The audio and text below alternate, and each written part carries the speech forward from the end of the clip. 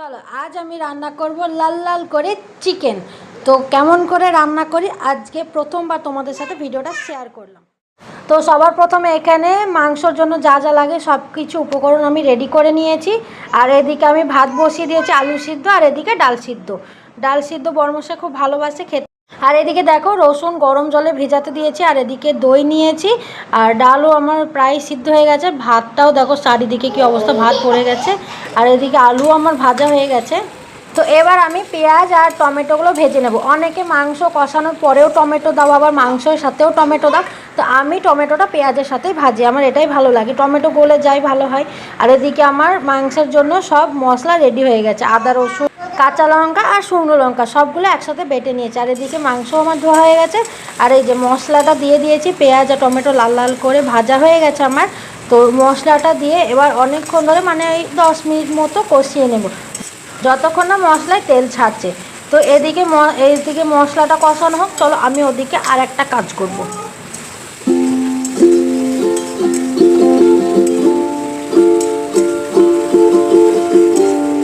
তো আমার মশলা প্রায় কষানো হয়ে গেছে, দেখো তেলও ছেড়ে দিয়েছে এদিকে। এবার আমি মাংসগুলো এতে দিয়ে দেব।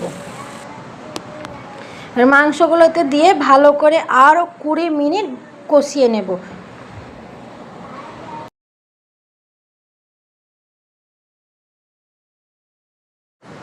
তো দেখো আমার মাংসটা কিন্তু প্রায় কষানো হয়ে গেছে, পুরো তেলও ছেড়ে দিয়েছে, আর এদিকে খুব সুন্দরভাবে কষানো হয়ে গেছে।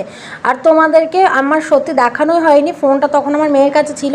আমি কিন্তু এতে মাঝখানে দইও অ্যাড করেছিলাম, 1 কাপ মতো দই দিয়েছিলাম, ছোটো কাপের চা খাওয়ার কাপগুলো যেগুলো হয় সেই কাপের 1 কাপ দই দিয়েছিলাম।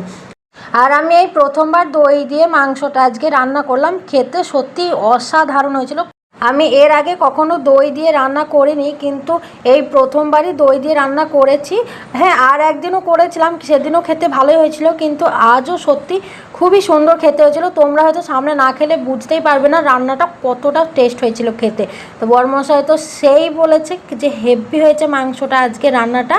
তো এদিকে আমি জলও দিয়ে দিয়েছি, আর এতটা জল কিন্তু লাগবে না, আমি জলটা আর একটু মারবো মাংসতে, পরিমাণ মতো দিয়েছি আর কি। তো আর মাংসতে, পোলট্রি মাংসতে আমার বড়মশাই বেশি ঝোল পছন্দ করে না, ও বলে চিকেনটা কষা কষাই ভালো লাগে খেতে, তাই ওর জন্য আমি বেশি ঝোল করতে পারি না। কিন্তু আমার মনে হয় হালকা ঝোলই ভালো লাগে খেতে, কষা আমার অতটা ভালো লাগে না।